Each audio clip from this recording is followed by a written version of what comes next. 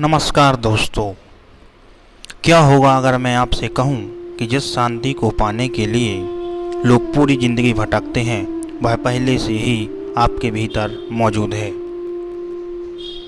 न हिमालय जाने की ज़रूरत है न दुनिया छोड़ने की। अष्टावक्र गीता कहती है कि शांति कोई उपलब्धि नहीं, शांति आपका स्वभाव है। समस्या यह नहीं कि आपके पास शांति नहीं है, समस्या यह है कि आप उसे पहचान नहीं पा रहे हैं। राजा जनक के पास सब कुछ था, धन, वैभव, सत्ता, सम्मान, फिर भी भीतर बेचैनी थी। एक दिन उन्होंने ऋषि अष्टावक्र से पूछा कि मुक्ति कैसे मिलेगी। और दोस्तों, यहीं से शुरू होती है अष्टावक्र गीता की अद्भुत यात्रा।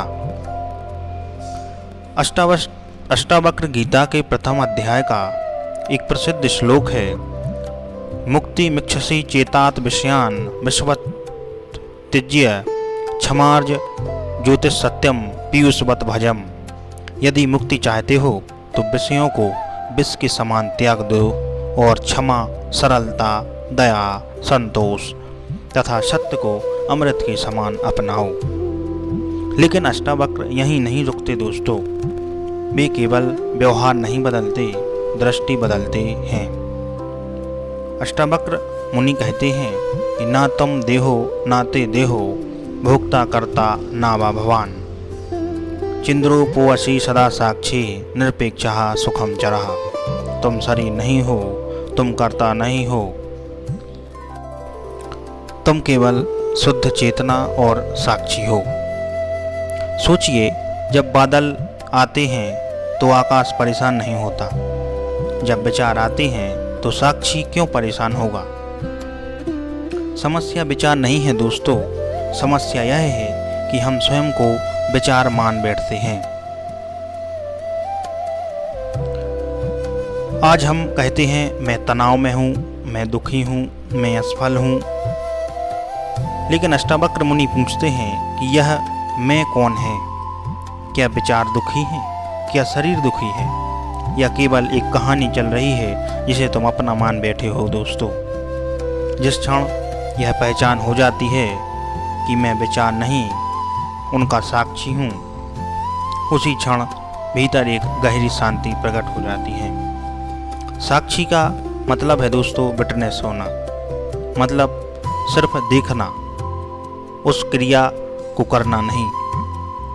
सबसे शक्तिशाली श्लोक अष्टावक्र गीता में है दोस्तों, यदि देहम पृथक कृत्वा चिति विश्राम तिष्ठति अधुन्यो सुखी शांतो बंधो मुक्तो भविष्यति।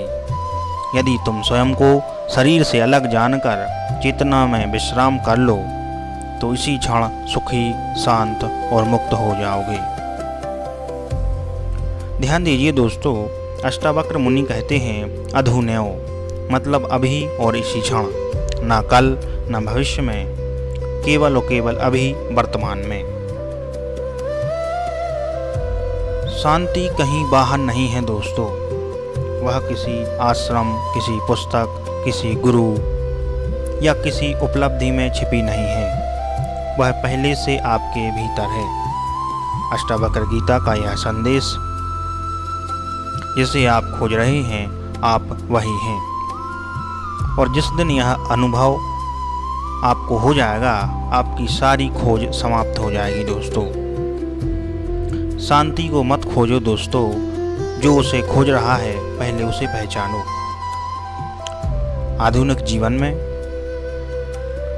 अष्टावक्र गीता हमें 6 उपाय देती है जिससे शांति मिल सकती है। कि प्रत्येक दिन में कुछ मिनट अपने विचारों को केवल देखना है, उनसे जुड़ना नहीं है और उन विचारों को पकड़ना नहीं है, केवल हमें शांत स्थिति में बैठकर विचारों को देखना है। दोस्तों, हर परिस्थिति में प्रतिक्रिया देने से पहले एक क्षण रुककर साक्षी भाव अपनाएं। अपने पहचान को केवल नौकरी, पैसा या समाज से न जोड़ें, अपनी अंतरात्मा से जोड़ें। वर्तमान क्षण में जीने का अभ्यास करें दोस्तों। अतीत और भविष्य की चिंता न करें, क्योंकि जो होना है सो वो होकर रहेगा। दूसरों को बदलने की बजाय स्वयं की चेतना को समझने पर ध्यान दें दोस्तों। प्रतिदिन स्वयं से पूछें कि मैं कौन हूँ, विचार हूँ, शरीर हूँ या इन सब का साक्षी हूँ, विटनेस हूँ। अष्टावक्र गीता के अनुसार शांति पाने का उपाय संसार से भागना नहीं है दोस्तों, बल्कि स्वयं को साक्षी रूप में पहचानना है। इसी के साथ